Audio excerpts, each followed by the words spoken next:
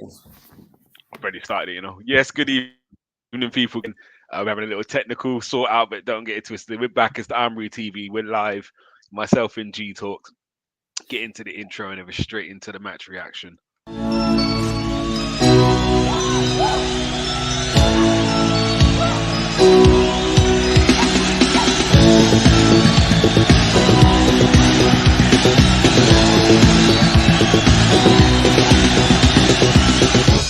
one said it was easy. For a while it was touch and go. We've been waiting so long. In our hearts we were strong. Now we're gonna let the whole world know we're back. Back where we belong. We only had a minute, but then we went and did it. We're back. Back where we belong. Yes. Big up my brother G Talks. How you keeping, bro? Man, I'm not good, bruv. I'm not good, man. That was it was a really, for me it was really disappointing. I mean, I'm sure we'll get into it, but yeah, I'm not feeling good. The game has pissed me off, and I think and this Arsenal fan base has pissed me off a little bit as well. Oh, G Talks So is yeah, ready to go tonight. well, yeah, I'm looking forward to it. we'll talk, man. Yeah, because I no love it. I love it. zero filters tonight, man. All right. I'm going to let you just take the mantle. I'm just going to sit here and play backup. I'm supporting Cast right now. But yeah, just big up here. I'm not sure if I think your internet's gone, Gums. Hold on. Can you hear me now? Yeah, I can hear you. Yeah, cool. Sorry, yeah, we're back. As I said just now, if you heard me, if my internet cut, I apologize. But we're reacting to the Arsenal Man City match. Arsenal 1, Man City 3. First defeat at Emirates of the season. Got Sid Spurs in the building. He's saying good evening with some smiley faces. Yeah, you lap it up right now, Sid boy. Don't think we forgot what happened to you lot on Yeah, Saturday. listen. But Yeah, man. you In don't have your Milan, moment. Champions League. But we're gonna get straight into it, G. There's no point messing around, beating around the bush. People, if you're joining in, make sure you hit the like, subscribe, throw your comments in. We will get to them. But let's get to it straight away. Starting 11. Two changes. One was enforced on us. We kind of got news about 2 o'clock that Partey wasn't with the travelling squad. And then a picture emerged of him entering the stadium, but then David Ornstein put out a message saying he's not playing. So I think that had fans in meltdown to begin with. So he was one absentee, and then the other change was Tomiyasu for Ben White. So let's start with the Tomiyasu. Let's start with the starting 11. Obviously, one inflicted, one was a change that Arteta's made because Ben White was on the bench. What do you think of the starting 11?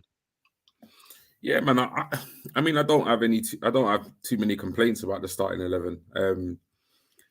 I think I've said on previous streams that for me, Arteta's not mixed it up enough in terms of like certain positions. I think Ben White's been off late. I think the same has been said for Gabby. I think he's looked off. He's looked one-dimensional. He's just not been himself. And I think there's been a lot of call from sections of the fan base, including myself. We want to see more of Tommy. We want to see more of Trossard. We've got players now on the bench that can come on. The drop off,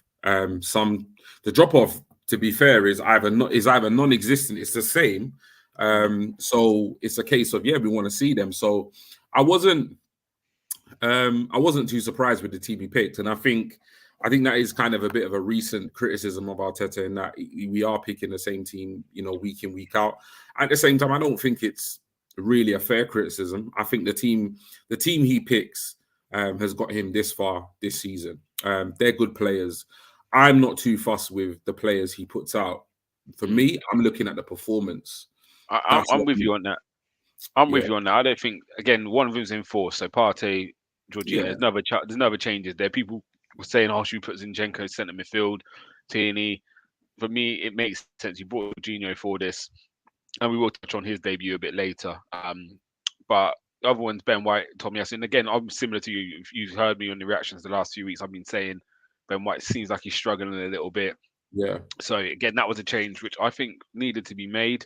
And you touch on Martinelli, that's another position where I think for this game I would maybe we'll see. But like you said, we're top of the league. We've done very well up to now with that 11 we've been playing. So he you do need to put an element of trust in these players. However, yeah, if the form is starting to dip and it's starting to worry you, you should maybe freshen up a little bit. And this is where you Yeah. bring in these kind of players in to almost give some players a little rest or just a Mm. couple of weeks out the spotlight. But Yeah, yeah, so I definitely. don't think either of us really could grumble with the 11. However, sometimes you live and die in these moments, don't you? And Tomiyasu came in, and up to that point, I thought he was playing really well. Actually, in general, I thought he played really well today. But it's Yeah. just one moment, a short back pass, and it's yes, Costas De Bruyne just snuck in, loved the keeper, and 1-0 to City. How do you see?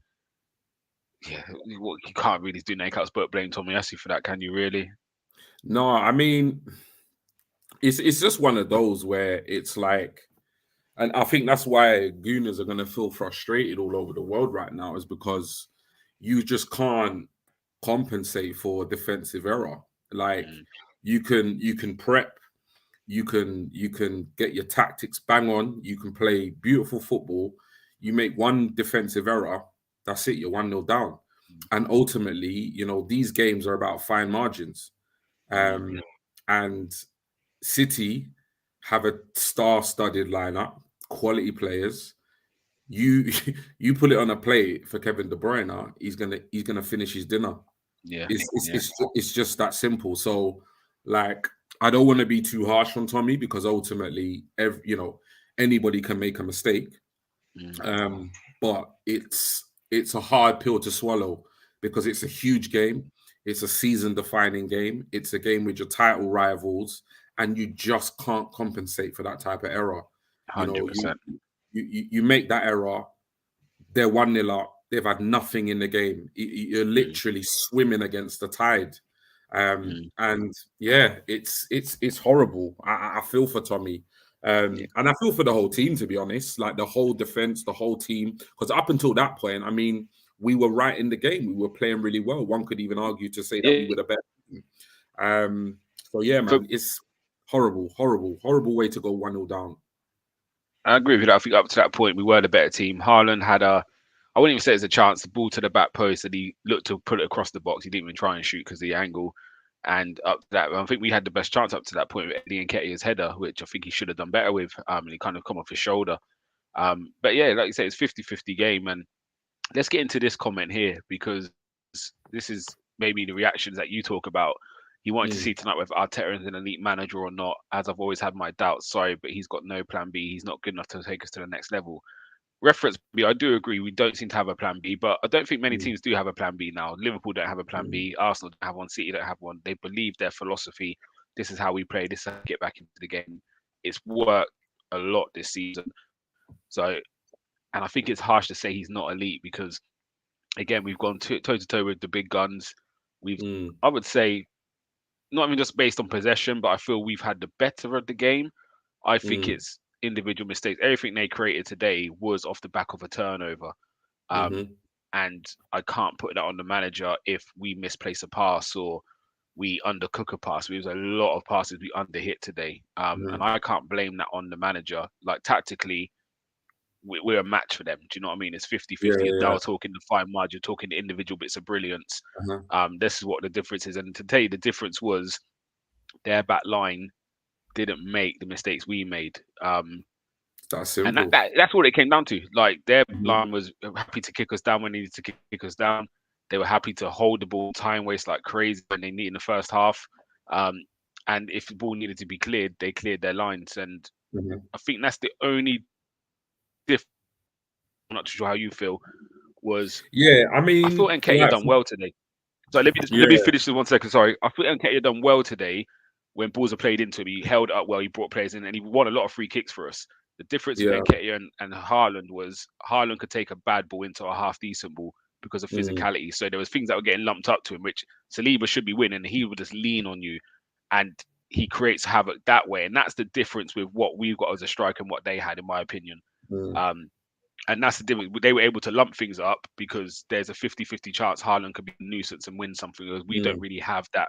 So we have to take the extra risk and take the extra passes. And that's what that game was won and lost for me today. It was just that really and honestly. So yeah, I just wanted to touch on that. What's your thoughts on Luke's comment? Um, Do you feel yeah, look, at the end of Arteta, the day, it's all opinions, in it. No opinion is right, no opinion is wrong.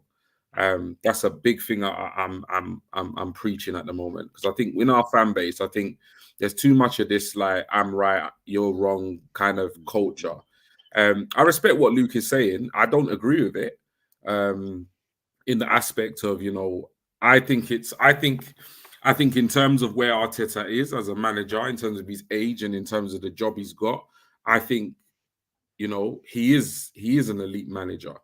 When you consider like this is his first managerial role, when you consider his age, you consider the squad of players he has, what the club and where the club was in terms of when he joined.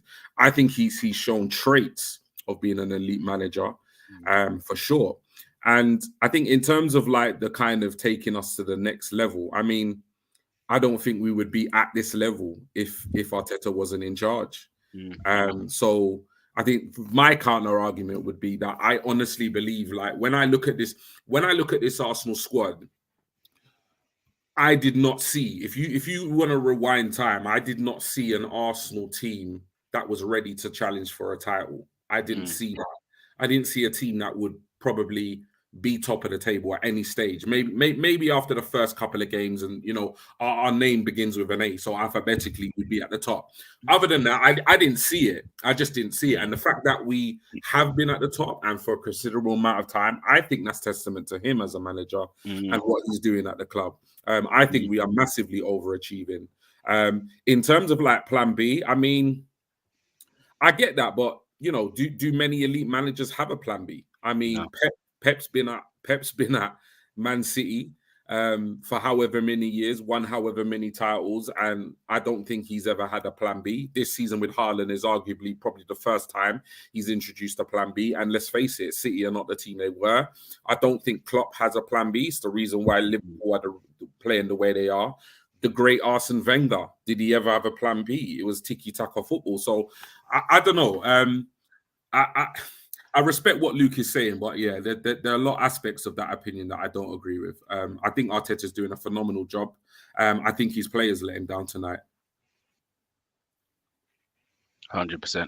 I agree with that. And yeah, Luke, thank you for the comment. And obviously, for any more you feel. Stephen, I've seen your comment. We will get to that a bit later, so don't disappear. Hear what we have to say on that comment. But let's get back to the match. So obviously 1-0 down. And then we get back into it with a good bit of football. And we was really on top at this moment. City were really time wasting.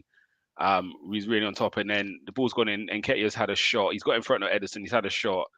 It's been cleared off the line, and it almost looked like we was appealing for it to be over the line, and the referee blows his whistle. And I'm thinking, okay, has it crossed the line? Has his watch gone off?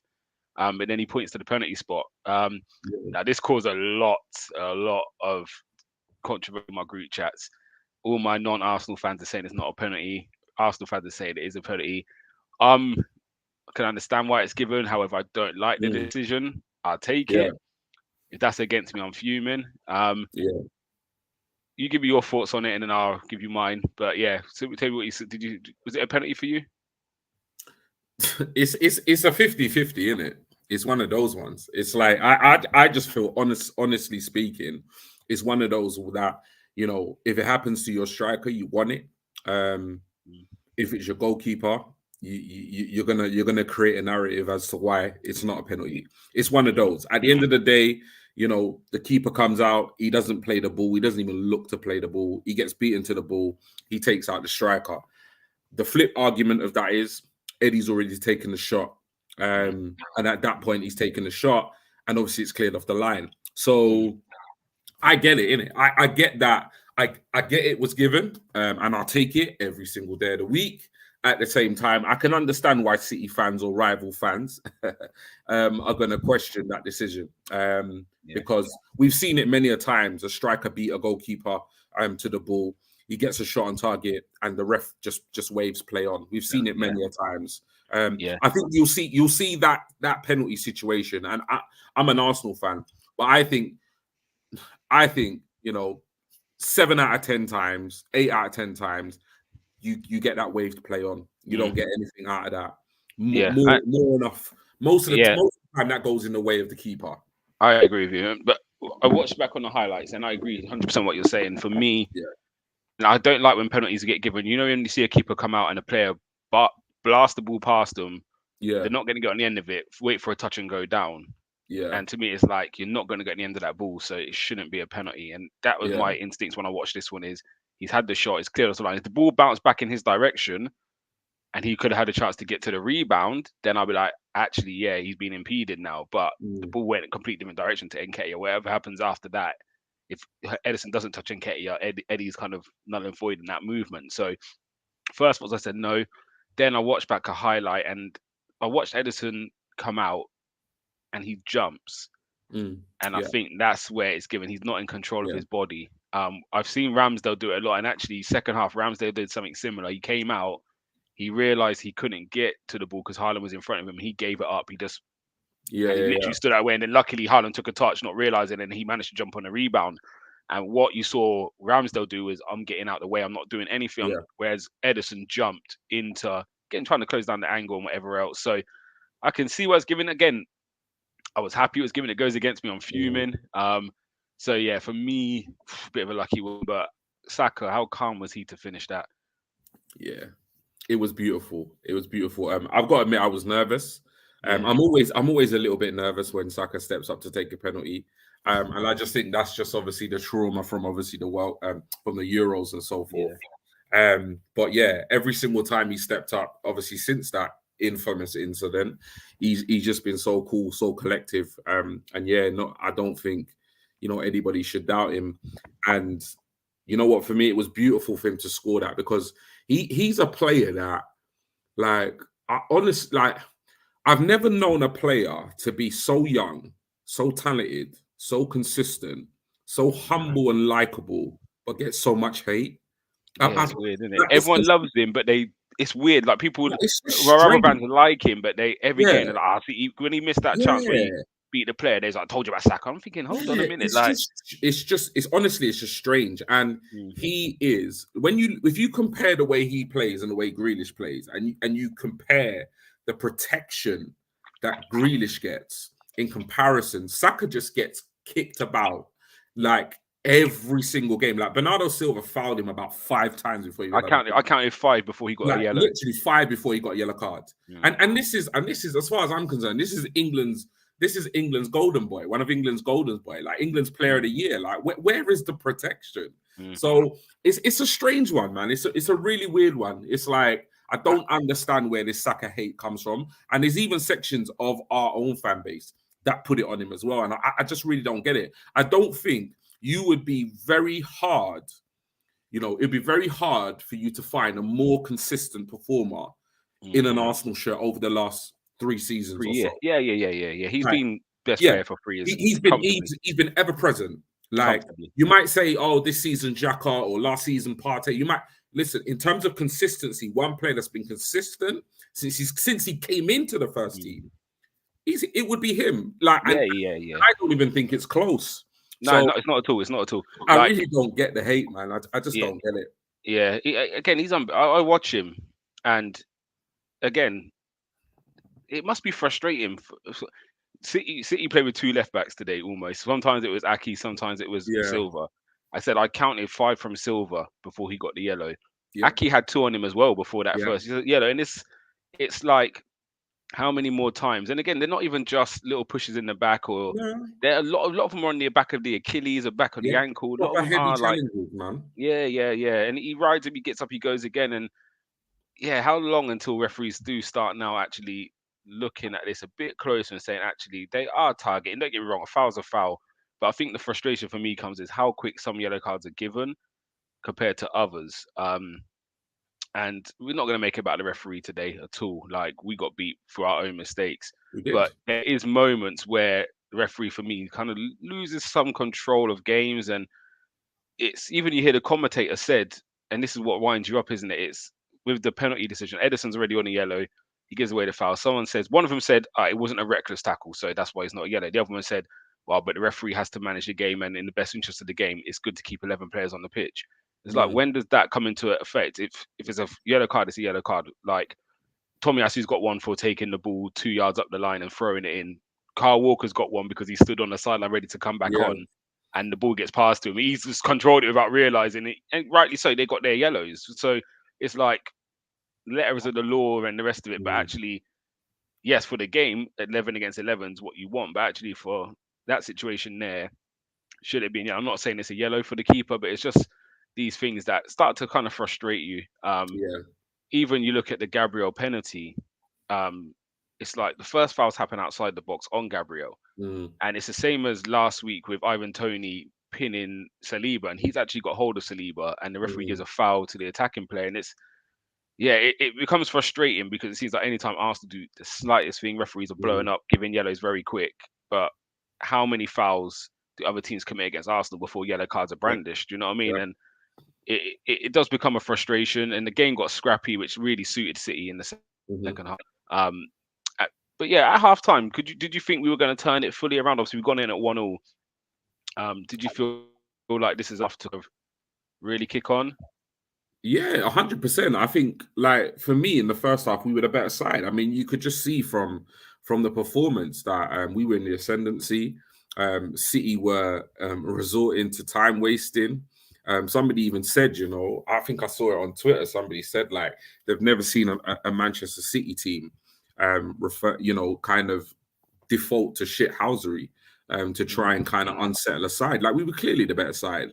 And I think Yeah. scoring before the half time and going in at 1-1, I think was crucial.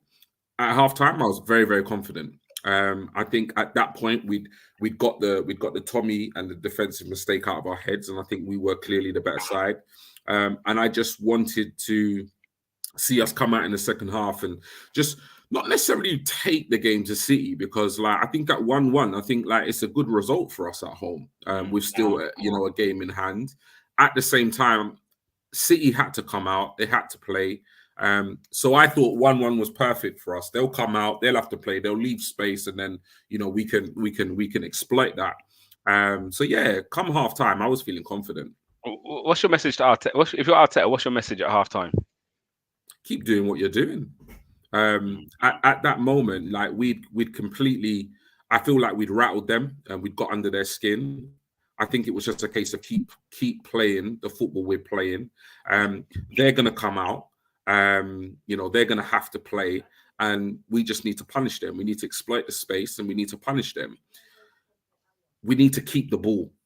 That's what we need to do. We need to keep the ball, and not necessarily get kind of caught up in the games that they're going to play or that they intended to play. So yeah, that would have been my message. But I think on the whole, it was a very, very positive first half performance. Yeah. Well, let's get into the second because I'm in agreement with you. I think it's carry on doing what we're doing, but don't let the occasion get Hmm. to you. And I think we did let the occasion get to us. It got We sticky. did. It got forensic. Haaland again. This is the best I've seen Haaland this season. Not only just for the goal, but his all-round game. He was heavily involved, and I would like to look at his touch map and stuff because I've never Mm. seen him touch the ball this much. He was on it, and then him and Gabriel started tussling. We got away with the penalty decision. Um, we then go on again, and then I think we had a free kick, and we give a really silly pass, and we just started inviting pressure, and then Zinchenko makes a bad decision to go back to Gabriel, a bad pass, Yeah, and it's just these little mistakes. And after that, when I'm thinking, right, cut them out now, and yeah. then the killer blow. We again, I think it's Gabriel, isn't it? He's gone to play a kind of Hmm. sneaky pass through the gap, and again, I understand this is the way we play, but they've caught us and they're clinical. And we've been getting away with these. Like Hmm. Brentford had a couple of chances. Everton should have been 2-3 up before they actually scored against us the game before. And again, when you do it against the smaller teams, you can get away with it. Against these teams here who are clinical, No, and that cost us. killed Obviously, it. nice bit of football from them, opened it up, and Jack Grealish, little deflection from Tommy. Ramsdale can do nothing. What's the frustration like at that moment? Because it doesn't look like anyone's really going to score, and we give it to them. But this is what I was saying at the beginning of the show. It's fine margins. Mm, It's you're playing your title rival. You're playing the team that, if they win the game, they go ahead of us in in the table, level on points, and you just can't afford to make these mistakes. mm, At that level, you're gonna get punished. Mm. You know, it's that simple. It's such fine margin. So it's just frustrating because, like I say, the first half was really, really good. We come into the second half. At this point, it's almost become like a bit of a chess game. Mm. Um, Nobody really wants to make a mistake. Nobody really wants to go for it. At the at the chance of making an error or leaving space in behind yourself, and then we go and do that. And at the end of the day, it just for me, it's just City don't have to be at their best to win games. Mm. They have the quality, particularly going forward, that if you give them a glimpse, they snap it up and they Mm. make you and they punish you. And Yeah. that's what's happened. It happened And in the first half after we were playing really good football, and at that point we looked. We looked pretty comfortable. It didn't look like anybody was going to score. It even looked as though it might end 1-1. yeah, it had Um, 1-1 written all over it. it had 1-1 written all over it, but you felt whoever scored the next goal, it was going to be huge in terms Mm. of the way the game was going to pan out. And it was another defensive error. And Yeah. like I said at the beginning of the show, you just can't compensate for these. Mm. You just can't. But like you said, it's the way we play. It's the way we play. We're constantly passing it from the back. And I'm not gonna sit here and be a hypocrite and say, oh, we should have just got rid of it, blah blah blah blah blah. No, we should have just got the pass right. We didn't Yeah, get the pass right. that's right. And the pass was wrong. Because at the end of the day, we've sat here and we've enjoyed the way we played football, Mm. and we don't want Arsenal to change the way Arteta's, making them play. But we got the pass wrong, and we were punished, and that's Mm. 2 goals we've basically gift wrapped for Manchester City, and that's the frustrating part Mm. because those boys are going to be in that dressing room with Mikel Arteta, and really and truly, what's going to be going through their minds is that this defeat was self-inflicted, Yeah. And completely again, self-inflicted, and that's hard. It's a hard pill to hard to swallow. take. Yeah, I agree with you. Again, hopefully it's a learning curve. Um, but what this does show you is both sides of the pitch, City are that bit stronger than us. Do you know what I mean? In the attacking 100%. sense, in the defensive sense, they're stronger units. So yes, we've been the Yeah, better team this season. Let's not sugarcoat it. Do you know what I mean? Up until yeah, 3 games ago, we was unbelievable, and we've just dropped off a little bit. But City, yeah, they again. What I mean, you said off camera, Arsenal. The importance of us getting it right at the back is so important because we're not the highest scoring team. Liverpool, yeah, when they were on form, they were scoring threes and fours. yeah. City, when they're on form, they score threes, fours, fives. So you Mm, could afford to make 2 errors in there and concede yeah, one or two because your attackers will bail you out. At the moment, we are not free scoring like that, so we almost can't afford. And if you do look back at a mm, lot of our games, there was a lot of clean sheets at the early part of the season, yeah, which is what put us in this position. And now we're starting to see a few frailties defensively, and it is costing us. Again, I can't blame fully on the defense. Like you look at the Brentford game, obviously we conceded one and it's cost us 2 points, whereas if the attackers are scoring a few more, hmm, you could concede that one. And like look at the Brighton game, we scored four, so conceding two wasn't a problem. yeah, So I feel a bit of pressure needs to be taken off them at the same time, but equally they can't. Like again, if someone scores a goal because they've opened up and scored a good goal, it's cool. But 3 goals where we concede, and let's get into that third mm, one because again, you can see when City get the press right, and this is I think the difference where they had Haaland today is there's a time where sometimes you got to just put it in the channel, make your striker chasing behind, make them play with their backs to goal. Their first goal come from it yeah, because Tomiyasu played a bad back pass. So as a defender, what last thing you want to do is be running towards your goalkeeper, a ball bouncing, and you've got a decision to make with someone breathing down your neck. It's difficult. yeah, However, we put Trossard under that pressure because Gabriel's clipped the ball into him with Carl Walker, who's physically a lot bigger and stronger than Trossard. Trossard's taken such he's been robbed and a mm, couple of passes and it's another goal. And hmm, again, it's just that moment of we're trying to play and sometimes it's not the right time. Do you know yeah, what I mean? Stick at 2-1 because you never know what could happen. One hmm, half chance, do you know what I mean? Pushing the back in a corner, anything. Do you know what I mean? And but we give them another one. Um, and for me, I think that's the biggest frustration because City haven't had to do it much to is. score 3 goals today, and No, that's my biggest you, frustration with it. you shoot yourself in the foot, innit? Yeah, It's like I mean, you can play the most sexiest football you want. You can put on an amazing performance. At the end of the day, if you're going to gift wrap goals, to and, the best team in the Premier League, then it is what it is. It's yeah, that simple. So it's very frustrating. And as we were talking off air, we said, you know, what we showed tonight was naivety, um, and I would even say, like a lot of inexperience.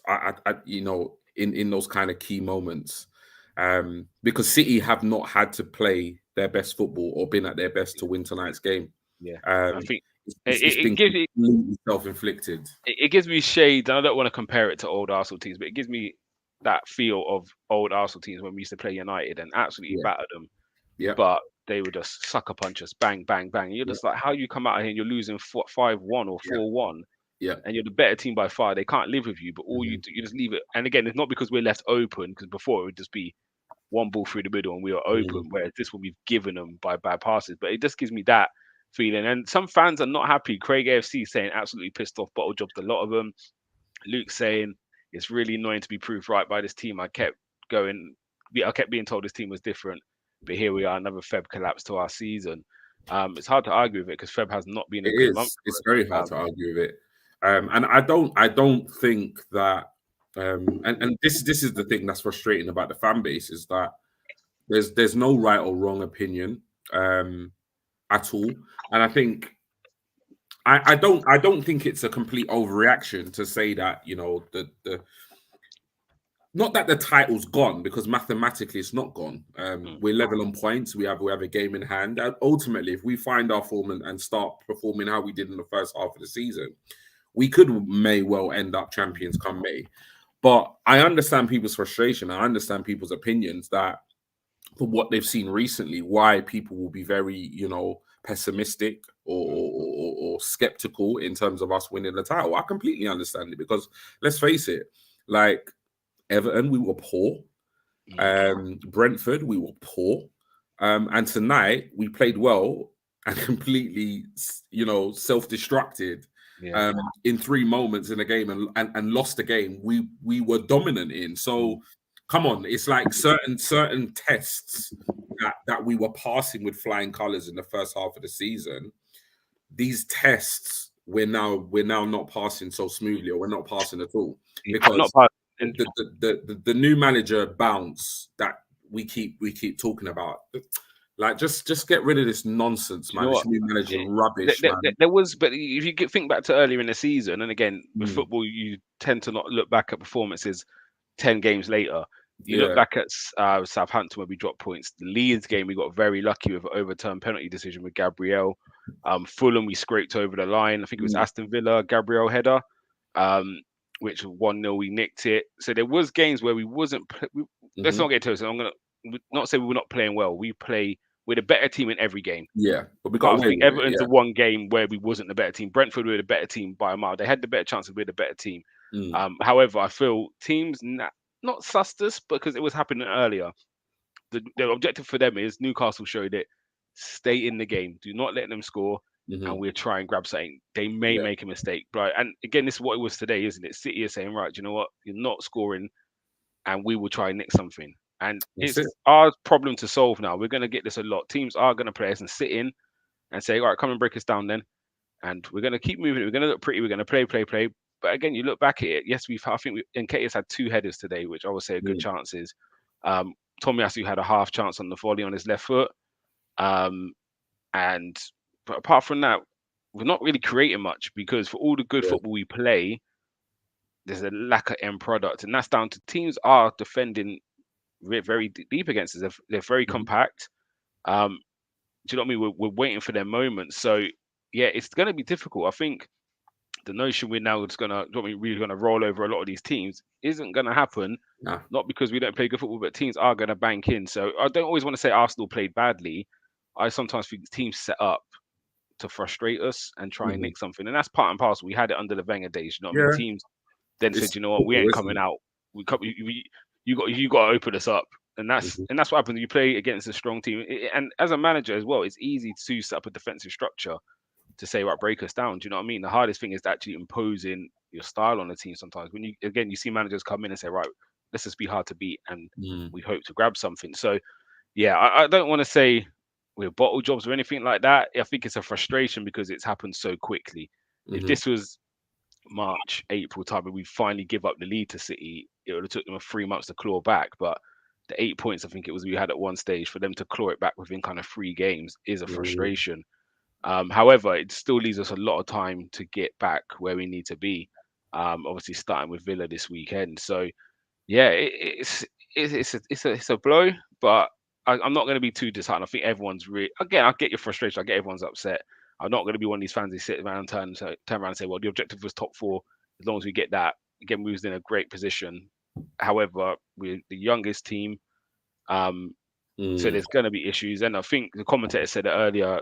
If Arsenal win the league with this team, this is the youngest average age team to win the league. So mhm, even United's team, when they had all them new boys, Beckham and them not coming through, they still didn't have an average age younger than ours. Again, they probably mm. had a more the Keens and that were probably a bit older and a bit more experienced. So this team is still the youngest team. So there is going to be moments like this for us. So we do just need to kind of stay behind the team, and yeah, hopefully we bounce back. But let's get into something a bit more positive for me anyway. Not sure how you felt. Jorginho, what's your thoughts on him today? Again, a lot of talk. 2 o'clock, the meltdown Mhm, started when it kind mhm. of came out. Partey wasn't going to be in the team.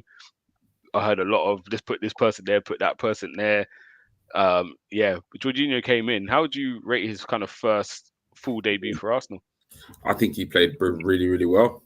Mm, I think, you know, yeah, I was obviously like every Arsenal fan, you see Partey's injured, you're gonna be gutted because he is, you know what I mean? At the end of the day, we're playing Manchester City, the best team in the land.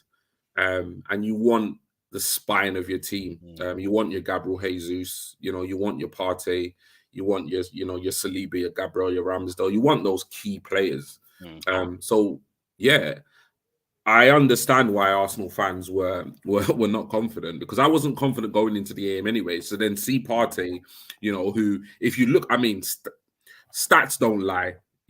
We win more games when he plays. It's just yeah. that simple. Do- Um, at the same time, I was looking to see what Jorginho was about because I was one of the fans that wasn't over the moon when he signed. At the end of the day, he's a gooner, so I wanted to see what he could do. So I was watching his game very closely, mm, and I think he came in. I think he did a fantastic job. I think it was very clear after kind of the first half of the first half, and definitely by half time. I don't think there was a single Arsenal player around the world that was worrying about Partey's absence at that point. mm, It almost became non-existent. It was the major talking point before the game, but after 5-10 minutes of the match, I don't think it was even a thought on any no, Gooners man because it wasn't on mine for the no. entire 90. So yeah, credit to him. Credit where credit's due. He played very, very well. Mm, He actually impacted the game a lot in terms of like his passing, his tempo. He made a goal line clearance. mm, He seemed to be in the right place at the right time a lot of the time in that first half and across the 90. So yeah, I was very pleased with Jorginho, and that's yeah. what I wanted. That's what I wanted because my thing was like, okay, he wasn't our first choice, and he wasn't most Arsenal fans' first choice. At the end of the day, I wanted to see. I know he's a good player. We Mm, all know he's a good player. Like Euro winner, Champions League winner, blah blah blah. It's obviously he's good. Ultimately, like we had our sights set on other players, mm, but he was bought to do a job when Partey is injured. So tonight was about can he do that job, and he yeah, passed that with flying colours. I agree with you, 100%. And that's why I said for me, this was the only bright spark. And I'm not saying he was better Yeah, than Partey. I'm not to say he yeah. was the match It winner, was anything a like that. But positive. Yeah. yeah, the issue we've had is when Partey's out, we fall apart almost. Mhm. And yeah, for him to step in Yeah, it was a and play positive. the way he did, yeah, we could see there's elements there which he'd be a huge benefit. And again, I understand where fans were coming from. This isn't the project signing which we'd be looking for Mm, in a Partey replacement. But what this signing was, this is a get me over the line signing. And yeah, actually, we've had to use it sooner than we thought because yeah, who would have thought Partey third yeah, game in Feb would be injured now? Do you know what I mean? So yeah, it's a good job we got something done. Again, if we didn't get this one over the line, we would be talking Sambi Lokonga plays in this game, and yeah. we all know how that would have went down with the fans. So yeah, I think yeah, for me, he done well. There was a lot of positives in there. Again, positionally, yes, we can see he's not got the legs. I think Bernardo pushed one ball on him. He got caught in a half space, and Bernardo pushed Yeah, it on him and went. And you can see he's not made for that. And Saka come and bailed yeah, him out. yeah, But yeah. again, he made a lot of interceptions just because of his Mhm. awareness. And what I He loved made about a him, he lot of talks a lot. interceptions. He was talking a lot and Yeah, constantly. orchestrating and getting players in and around him. You can see he knows how to cut out that ball into strikers. Position as Mhm, midfielder couldn't kind of penetrate through him a lot. He was, do you know what I mean, sat in some really nice pockets, and mhm. you know what you're going to get on the ball. He doesn't hide from it. He wants to play, which Yeah. again is 70% of Partey's role is actually with Mhm, the ball, not without the ball. And this is yeah. where I think me and you have spoken the group, and I think a few others have said Mhm, the makeup of our DM isn't someone who needs to be a destroyer, not a cock yeah. and ham mold DM where they go around hitting things, winning the ball back, and giving it to the first player they see. It's more of a actually you're orchestrating, you're a deep line playmaker as such. So that's the makeup of our DM. And yeah, I think Jorginho done well today, and I think that was definitely a positive for me. Um, and let's go on to another one because Brenny's here. He's saying we need to give Trossard a run in the side, feel it, fearing a Martinelli burnout. Mm, There's been a lot of talk. I saw Troops last week blamed Eddie Nketiah for Martinelli's lack of performance.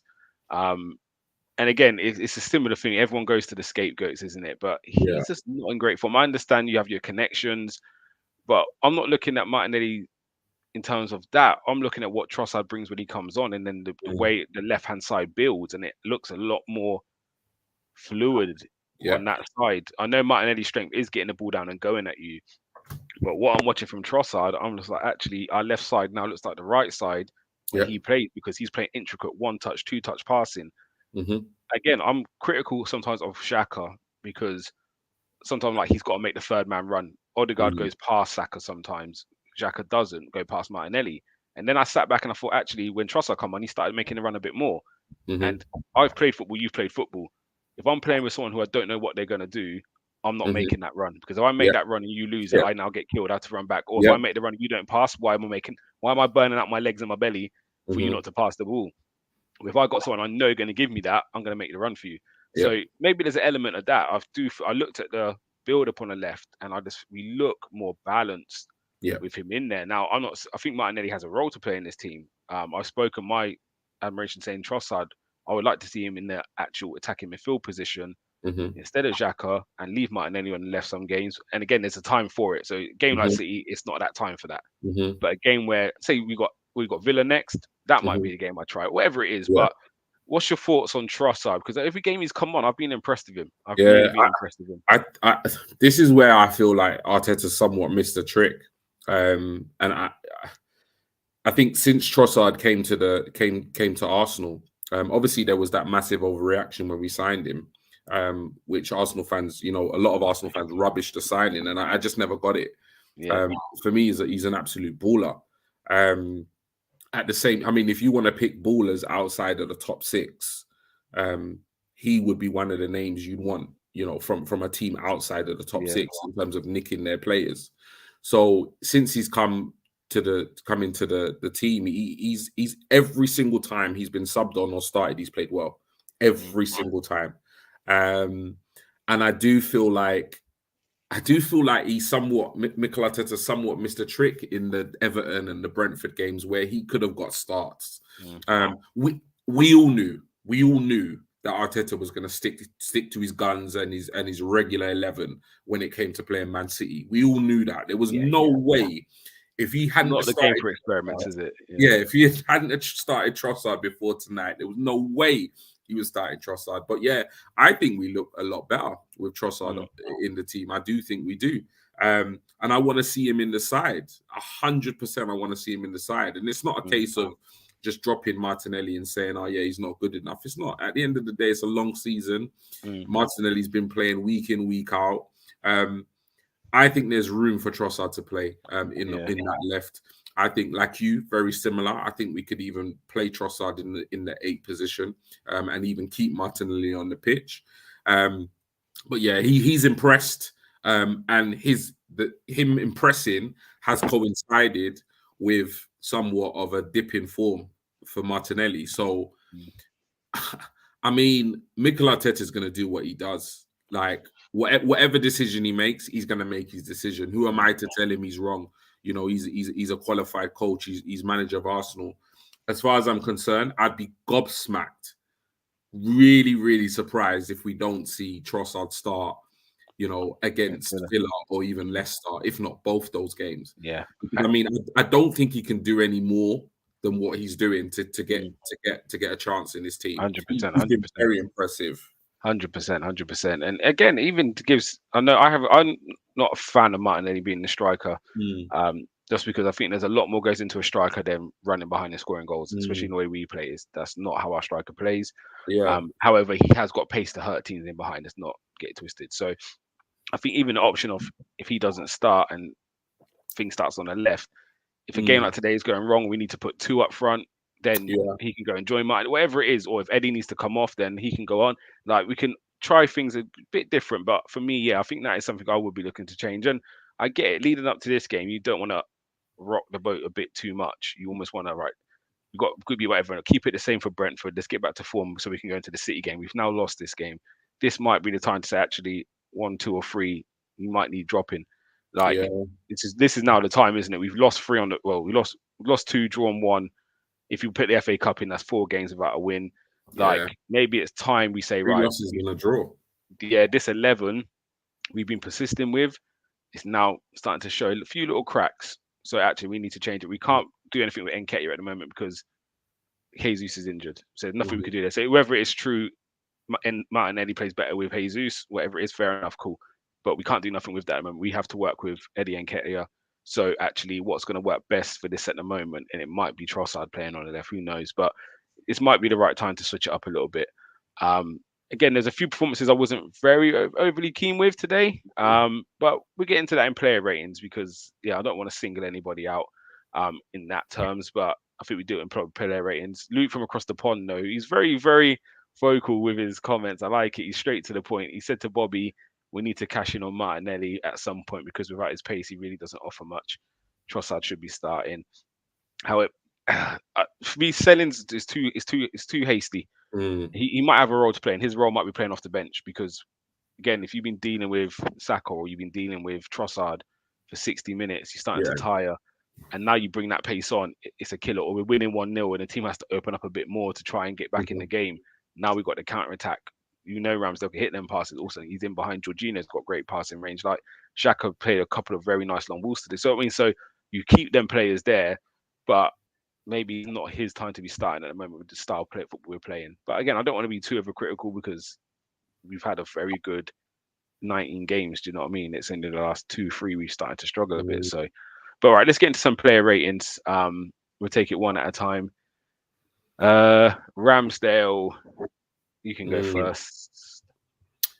I mean, he made some good saves in tonight's game. At the same time, I felt there were moments when he was a little bit shaky. There was a time when I feel like he should have collected the ball cleanly. I think it was when, had they scored, they would have been offside. There was an offside. From the free kick, wasn't it? Aki was offside. That Aki was offside, but and Jorginho's one that cleared that off the line. I don't think they called it, but I mean, he fumbled one there. I'd give him a 7. I'd give him a 7. I don't think he had a bad game. I think he was good in possession. I think he made 1 or 2 very good saves at certain points in the match. And I think he was very unfortunate to concede 3 goals. Yeah, I think in terms of his performance, I don't think he deserved to concede 3 goals. There were 3 poor defensive errors that he's picking up the ball out at the back of his net, and it's like he doesn't really have anything to do with it. It just is what it is. So even the second, I think he was all right. I'd say he had a 7 game. He was decent. I give it that. And even I say, let's get on to the second because I think that was the one where people say could he have done better, but then when you watch it back, the deflection takes it right away from his hand. It takes it away from him. Yeah, can't do anything about it. So I agree with you. I don't think he was bad at all. Right, going to right back, Tomiyasu for me. I'll give him a 6, just because I don't think his game was bad, but it's costly what he's done. I'll get 6. But again, I don't think he was bad at all in the game. I think he done really well Yeah, against Grealish. I think defended well. It was just that moment, yeah. and the back pass is what killed him. I think you struggled to give him anything more than that because at Can't the give end him of one. the day, the error cost us a goal. Yeah, yeah, You know. 100%. Moving side to Saliba. Um, I think he had a bit of an indifferent game. Mm, I think there were moments where he wasn't very decisive when he was playing with Haaland. Like there were a couple times with the ball over the top. Instead of taking a touch, he should have just got rid of it, cleared his lines. At the same time, there were other moments where he looked very competent and very confident in dealing with Haaland. Very physical, and he was up for the battle. So I feel like he had somewhat of an indifferent game. Um, I wouldn't say he was one of our top performers, but I'd say that him and Haaland went at it. He did much better against when he came up against Haaland than he did against Tony. mm. I mean the aerial duel thing is a bit of a concern for me. It is something that he came off kind of second best against Tony. Obviously, Haaland is an absolute unit. He's huge, so Mm. he's gonna miss. He's gonna miss out on some of those. Um, oh, I, I think it would be harsh to give him anything less than a 7. To be honest, I think he had an all right game.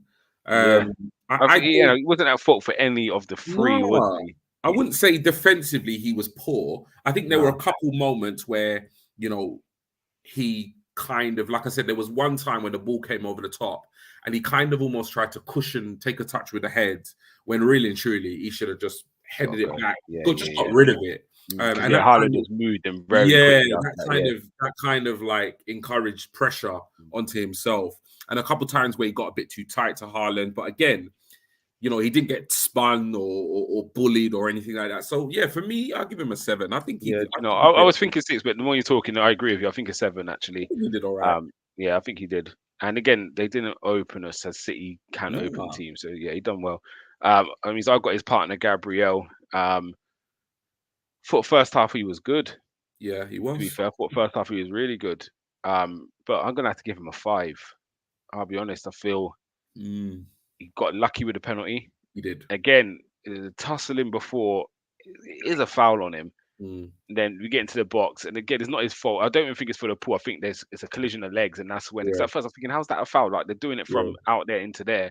Then I watched it back, and I thought, oh, he's kind of hit. His legs are collided, and Mm, so he caught life there. Then he gives the pass, and then the last one again. I said he could just clear lines yeah. and miss Trossard, and but so I'll have to give him a 5. And I didn't really want to because again, first Mm, half I thought he was good, but yeah, second, it's just them moments, isn't it? And mhm. Tommy gave me one mistake. He gave me 3. I can count. So Yeah, he yeah, weren't I good. think he's lucky to get a 5 for that second Mhm. half performance. Let's move on to Sinchenko. I wasn't impressed. Wasn't he? No, I wasn't impressed. I think he was good on the ball.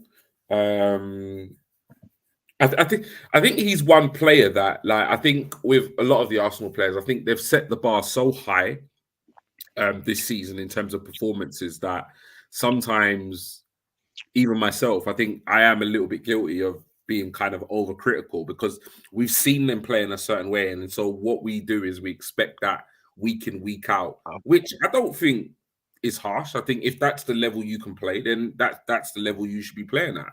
mm. But yeah, I don't know. I don't know. Maybe I'm being too harsh. I think I, you I, go and I was I'll comment wasn't afterwards. overly impressed with Zinchenko tonight. I'm gonna give him a 6. Ooh, ooh, I wasn't that's impressed. harsh. You're entitled to it. Yeah. Again, I think reason what I would have said a 7. I just Mm, think his composure, some of them balls he brought down in the sky, yeah. he sucked him, and it's that them little differences where if that goes to anyone else and it Mm, comes off, they press it and they mm, win the ball back. With him, it's just constantly he's always in control of yeah. the. Yeah. Um, It's the bar though, isn't but it? It's the yeah, bar but so high with him. my thing was what I liked was he was inverted a lot at the start, and then there was a moment for 10 minutes he then went and played on the left. Mm, and we've all been calling it for over weeks. Like if it's not working and inside's getting congested or whatever, just go stay back on the left. And yeah, he did it a few times, and he's put a ball in where if Nketiah does better, he comes off with an assist. yeah, Um, there's elements where I saw improvements in because he adjusted his position a bit. So rather than just staying in the inverted role, yeah, he actually went out left a bit. Do you know what I mean? Just little things like that. So I yeah. think it would be if we give Saliba a 7, for me, I would have to give him a 7. Okay. And again, defensively, no one didn't cause him a problem. I think the only mistake he made was that one pass where he messed up with the pass to Gabriel. But Mm. can you remember a moment where Mahrez done anything to really cause any It's problems? true. It's true. Mahrez didn't. Do you know what I He mean? it's true. It is. You know what it is though? And like I said, I think for me it's like he set the bar so high that you kind of it's almost like you kind of expect him to have Mm. a massive Just dominate impact, the like game. Yeah. yeah, to just dominate the game. So it's like when he doesn't necessarily dominate the game, it's like it's almost like, oh well, he's not played well. So yeah, I probably was a bit harsh because yeah, defensively, yeah, I don't think well, Mahrez was hooked in it. Like Yeah. he didn't, Yeah. and he's a player in hot Yeah. form, Yeah. really hot form in recent weeks. So yeah, he defensively did had a very good game, and like you say, he was always. I think offensively, he wasn't as good, but yeah, to be fair, I think 6 probably is a bit harsh. I agree with you. Yeah. Yeah, 7. Yeah, We were settling on a 7, and I'm glad I was able to sway you a little bit. yeah. Right, let's move into the I think I was a midfield. bit too harsh with Let's that one. yeah, let's move into the midfield. Jorginho, we start with him. You went first just now, so I'll take Mm, Jorginho again. Give him a 7. Um, because we lost the game. I think if we had got a point out of there, I would have rated him a lot higher because he's yeah, coming to a agreed. problem area because we haven't been Hmm. able to find a replacement for Partey or someone who Yeah. can keep the standard high. However, we did lose the game. So yeah, I'll give him a 7. His partner Xhaka. Ooh. Um. Again, I don't think any. You know what? Bar the defensive mistakes, I don't think anybody had a particularly poor game. Mm, Um. There were some moments in this game where I did feel like key moments, particularly going forward, mm, where he didn't necessarily make the right choice, mm, or he was just slow in releasing the ball.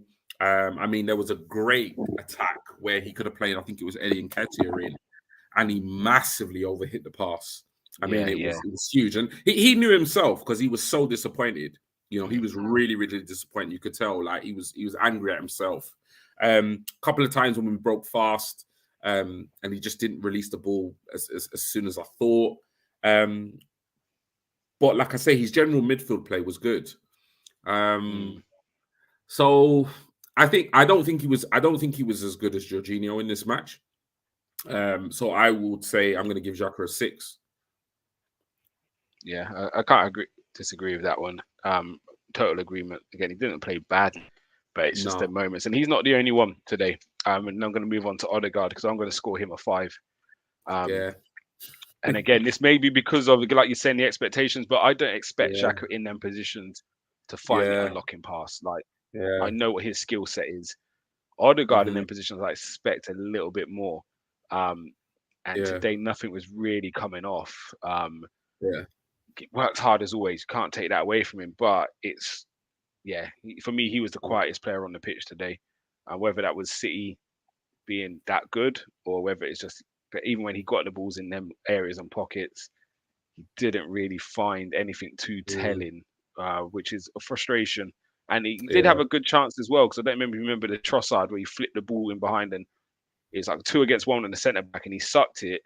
And I think it's yeah, play Eddie now and he's taken a touch and hit the shot and the defenders blocked it. And it's them little moments. We used to moan at him for not shooting, but mm, so I'm not gonna be overcritical on that because players miss chances. But for me, what he's in that team to do is be that final third player. mm, And we saw it from De Bruyne today. He got a goal and yeah, assist. Odegaard, do you know what I mean? Kind of, yeah, just ended up yeah, coming off the pitch, didn't he? I think. yeah. So yeah, for me, He's been in great form this season, but I mm, think he very similar to a lot of the Arsenal players, just somewhat going through a bit of a dip in form yeah, at the hundred wrong percent, time, 100%, really. 100%. Let's move on to let's go Saka. I'll let you have Saka. Yeah, Saka's just, Saka just for me is just good. He's just a quality player, man. I think he does his defensive job. I think going forward, my only thing with Saka is I do feel like he could be more direct. I think he's quite direct, like as a player, but sometimes, like in that first half, I just wanted him to just take the game to Silva. Like I wanted him to pick up the ball and just run at him, and just like just instead of kind of with your back to him a lot of the time, and trying to kind of turn him and come inside, just kind of put the ball past him and just run down the wing. Like I just wanted to see more of that from him, because I just felt like from the first moment, the first challenge with Bernardo Silva, he had Silva on the ropes. Yeah. And I think the one thing I can say about Saka that people might think is unfair, because I see a lot of unfair criticism. Sometimes I do feel like he is a little bit too nice in terms of the way he plays football, but I think that's just him. I think that's just his character. Sometimes I want him to just get a little bit more nasty and a little bit more dirty in terms of the way he plays. So yeah, I think he had a good game. I think he had a good game. I don't think Saka had a poor game. And I think on average, I'd have to give him a 7. But I do feel like when I saw Bernardo Silva at left back, I was like absolutely rubbing my hands together. And I think Pep Guardiola knew once he got him on a yellow, it was time to get him off, because Saka was gonna get sent off 100%. But yeah, I just felt like he could have taken the game more to Silva than he did. But he had a massive impact. He got the penalty, brought us back into the game. And for that reason, I'm going to give him a 7. No, I agree with you. Again, I hear what you're saying about sometimes attacking grass and going. I just don't think he's blessed with natural pace like that. Yeah.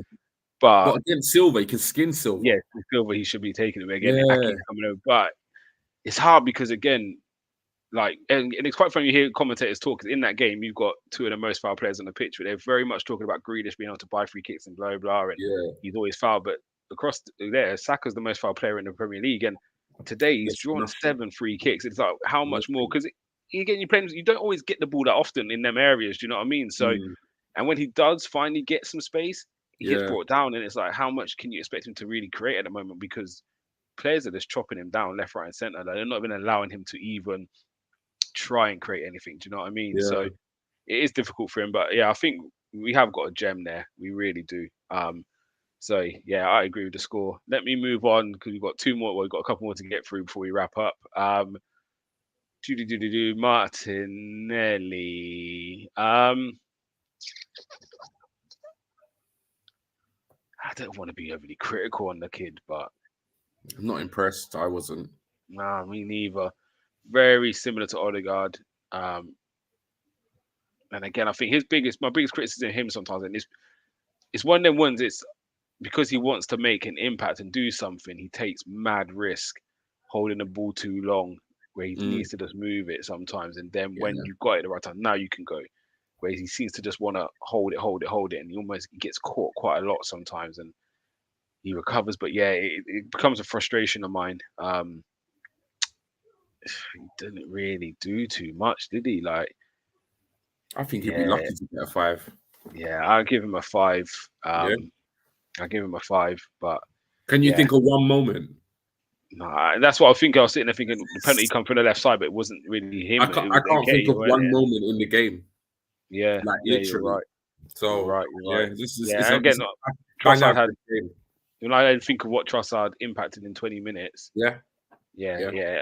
Like Saka had moments. Like, do you know what I mean? Eddie had moments. I can't recall anything really happening down the left hand side. Like, for me, he's been bang average for a while now. In terms of performance.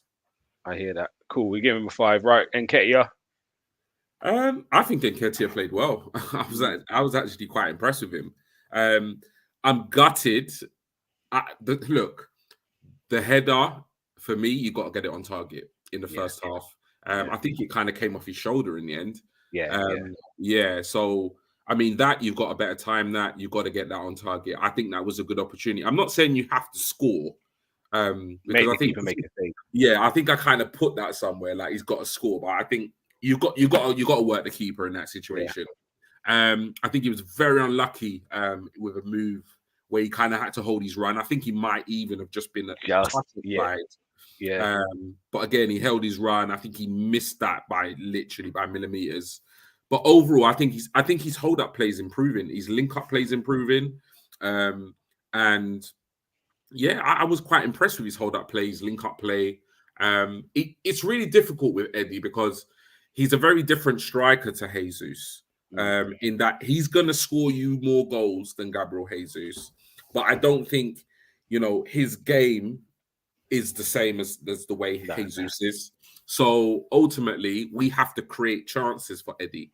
And I think it's unfair to just say, oh, yeah, so he's got a chance, he has to score it. Like, there's very few strikers in the Premier League and in Premier League history that have 100%, ratio. Right, yeah, yeah, yeah. Chances. Like, let's be realistic.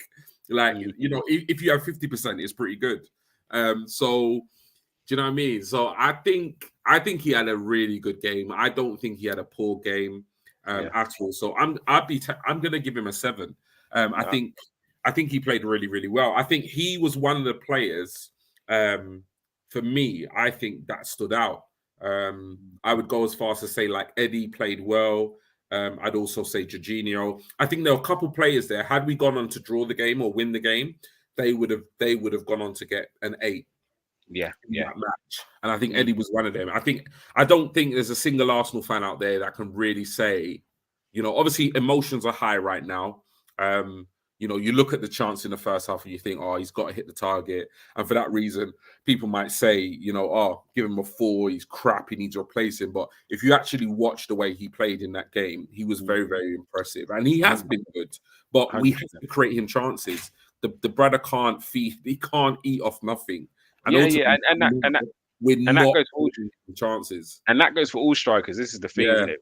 Only your Alexis, but Alexis wasn't even a striker to me. He was hanging off the left, and he would do something for nothing. Suarez was another one, get you something for nothing. There's not many out there, because even Jesus, yes, his overall game's better than Nketiah's, but he's not scoring a lot of goals. Yeah. But what he's doing is he's bringing others in, and don't get me wrong, Jesus is a player, but yeah, we as a team do need to create a little bit more. And like you said, I look at again because I had this argument last week with someone, so I thought let me go to the Premier League app and see who's actually had the most shots. And the two people with the most chances are Harry Kane and Haaland. Yeah. And Haaland scored a lot of goals, but he scored 20 something. He's had 70 something shots. Harry Kane's had only a few less than him and scored 10 less or something like that. So Harry Kane's record's not. His goal to shot ratio is not better than NK.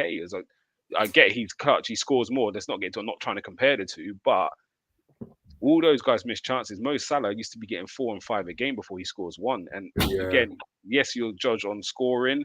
However, you do have to look at his overall game. And again, for me, he's one person who didn't really do anything wrong. Nothing worried me about his performance. Where I thought, he didn't score, but his overall performance, I feel he was good again today. Like, I think he was. I can't fault him. So I'm with that. Substitutes that came on. Ben White didn't get long. I don't really want to score him. Don't think we should score Vieira. Trossard, I feel we can give him a score. For me, I'll give Trossard I think he's better than a 6, but does he get a 7? Yeah, I think to be fair, he get a 7. I think he came on, he did all right. We go with a 7. And then let's score the manager. Arteta, what are you giving him today? I don't think Arteta did much wrong tonight. I think he picked his trusted 11 that he thought would go out there and win the game. I think they were good enough to win the game. And I think we played quite well. I'd be interested to see the stats of the actual match because I felt like we were by far the better side. So the only thing I would say is the only criticism I do have is I think he should have hooked Martinelli a lot sooner than he did. But other than that, before we went 2-1 down, I would have hooked Martinelli. even from the first half. I mean, I wouldn't have taken him off in the first half, but he just didn't impress. He did not impress, like, for me at all. So I think you could have easily given him 10 minutes in the second half and hooked him, 55, 60 minutes, hooked him. Easy. So, yeah. I don't think he did much wrong. I've got to be honest. Like, it seems crazy, but obviously we didn't go on to win the game. So I'm not going to sit here and give him like an 8 or a 9 out of 10. But yeah, I think like all the players that we thought did okay, I'd give him a 7. And I feel for him. I think he deserved a lot more tonight. I think his players let him down. Do you know, I will give him an 8 today because again, I don't blame you. I don't blame you, bro. I can't blame him for any. I know we can talk about the substitution, but he's been let down tonight. Massively. He's been let down. He did nothing wrong whatsoever. Nothing was wrong with the structure, the way we played, the shape, the setup. They didn't overload us in any areas, and the players were up for it. We didn't get bombarded, and didn't. Yeah, it's just down to free. And even with the first one, you could see him actually saying kind of clear lines, and obviously Tommy Asu decided to go backwards. So people will turn around and say he's telling them to play out from the back, but at the same time, as a professional footballer, yes, my instruction's that, but I have to make a choice in that moment. Listen, you join Arsenal Football Club, that's the way we play. You know, and you're bought because you have the ability to play that way. So play that way. It's that simple. You can't compensate for defensive errors. Like, you just can't. Like, because it's just impossible. It is what it is. Like, no matter what you put in place, if a player makes a mistake and it costs you a goal, it just is what it is. You just got to move on from it. So yeah, and if you actually see how he reacted when he had a little chat with Tommy, I thought that was class. Yeah. 100%. So yeah, no, I don't think he put a foot wrong tonight. I think he was seriously let down by his players. 100%. Let's just get into this quickly. I'm not sure how true this is. Big up Anthony Herbert as well. He's saying big up, can't see us winning the title. Again, it's a long way to go, but we'll see. And again, I understand the sentiment at the moment because City have been there before, so you expect them now to kick on. We've, in a lot of years gone by, been in a good position and fallen off in the top 4 race, so you think it's going to be much of the same. But Craig SC saying, exclusive, according to multiple sources, Edu's job is under threat. Well, I'd love to know who these sources are, Craig, if you want to put them in the chat. I don't believe it personally. I've not, I've been critical of Edu, and not so much him personally. I've just been critical of our transfer business. And it's not necessarily because I don't believe in the players we've bought. I just don't like the trend of going for your top target and missing out on them. I just don't like that. I just feel like if you're going for a player and they're out of your price range, and don't bloody go for them. It's like, do you know what I'm saying? Like, ultimately, like, you've got to like obviously go fishing. If Mudrik's gonna cost 90 million, then don't go for him. Like, it's that simple. Vlahovic, Mudryk, Martinez, like there is somewhat of a trend where, Locatelli, there is somewhat of a trend where we're going in hard for some of these players and we are walking away. It's not necessarily that the players are rejecting us. We're walking away from it because financially it doesn't make a lot of sense for us. And I completely get that. But like I said, I think like that for me is a concern. It's not a huge concern right now, like I've said also publicly, because ultimately the players that we've gone for instead of the top targets have been very good. Many of them have joined the team. Zinchenko was, obviously apparently a replacement for Martinez. Jesus wasn't our first choice strikers, come in and completely elevated the team. Trossard coming to the side, he was a replacement or an alternative to Mudryk. Like we've the plan Bs have been absolutely phenomenal, and they've massively improved the side. I just don't like the thought of pursuing a player for months and months and months to then have the deal fall through, join a rival, and then having to scramble for another player. For me, it's not great. At the same time, I get the wider context that, we can't just throw money out there. We can't just, overpay and, we've got a wage structure, etc. I get all of that. But yeah, I'd love to know who the sources are because, I think like, okay, his job's under threat based on what? Um, yeah, I'd love to know the context. I don't know how you feel about it, but I can't imagine when you look at. I mean, to sum up, when you look at the players we've bought, we've had a lot more success than we have mishaps. Yeah, So I think it would be very harsh to for Edu to lose his job at this and moment in time, given the success of his signings. and again, it's how again who's grading it, who's looking at it. If you're the Yeah, Gronky, are you mad that yeah, okay, you didn't spend 90 million on one player, but you used that 90 million to bring three players in? And exactly. Like again, all of them, we haven't seen Kyria yet, but is he gonna? We never know what he's gonna turn out he's like. just Jorginho's a recently got a stopgap. promotion, to be honest. Yeah, it's like, so would you be mad at that? The only thing I would say we haven't done yet is we haven't sold players for big money, Yeah, which is obviously part of his job. But actually, we haven't been in that selling stage. We've been in a clear out because we had to get rid of exactly, all the dead wood. So he exactly. wasn't looking to make Yeah, money. The next couple of years will. I mean, if we now lose Smith Rowe for 25 mil, you thinking what's going on there? Then you lose Tierney for 20 mil. Then Tavares walks out the door for 15. Now I might say actually he's not getting the right value for these yeah, players. The ones yeah, we got rid of, the one I think was an absolute ridiculous price tag was Guendouzi because he yeah, had so much ability. But again, that's because of the fallout. That's not because we actively tried to yeah. sell him. So it'd be interesting to see how much we make on if we sell Lokonga, how much we make on Mm, Tavares. Then I can judge him a bit more. But like you said, there's not been any real negatives about the dealings. Yes, we're taking long, but I don't even think that's an Eddie problem. This has been an Arsenal issue for years. yeah, 100%. How long we take, and we're looking at the right targets now. And I think this is where we went wrong before. Sometimes we wasn't looking at the correct targets. Whereas the players we're linked with, they're good players to be linked with, like Casido and Mudryk. It's those players where 5 years ago we're not going for them kind of players. You know what I mean? So Yeah, yeah. we'll see. I've looked it up on Twitter. I mean, in terms of like sources, yeah. There's no Fab. There's no Orny.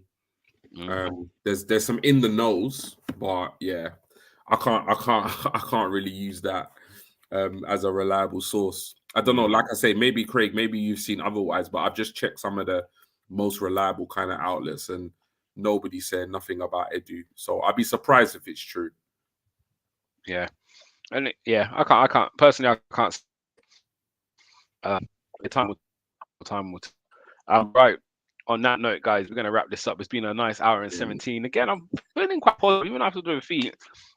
I think there's some people in there looking at us thinking we're going to be losing our heads like some of the guys in the comments. But yeah, Mr. B was up in here, Amondi was up in here, him and James had a little Yeah, back to they back. will. They'll be loving it, innit? You know what? At the end of the day, My though, guy this Shawnee. is a really good result for Manchester United. And City, yeah, 100%. City and There's no United. doubt they're in and around it. But again, next few weeks are going to be interesting. And what United will be looking at is they've played City and they've played Arsenal twice. So yeah, they will feel in a better position. We've still got to play City again, so yeah, all to play for. But yeah, I'm not going to be too downbeat. I do think this is an opportunity for us to. This was definitely a very good opportunity to go and win the league. But like you said earlier, you had to remember where we've come from. I think the frustration for me is it's been 3 games on the bounce, but let's hope we bounce back on the weekend. Emery, do us a favor. And let's really kickstart this season again, and let's hope Arsenal bounce back with a win. So yeah, for me, 100%, Mr. G Talks, thank you so much for this evening. No worries, man. Everybody in the comment section, if you're new, make sure you hit the subscribe button. Make sure you hit the likes. Keep sharing us the content. You'll see Bobby again for a preview on Friday night for the Villa game. He'll probably be doing a watch along, and then I'm sure I'm here for the reaction. I think we're 12:30 game, aren't we, on Saturday? Yeah, I believe so. I need to check the calendar, but yeah, I think it's. Let me just check one I real think it's the quick. early kickoff. Yeah, 12:30 kickoff on Saturday. Lovely. So yeah, definitely be a watch along, and there'll definitely be a reaction. So cool, guys. From me, from G Talks, thank you very much, and we out of here.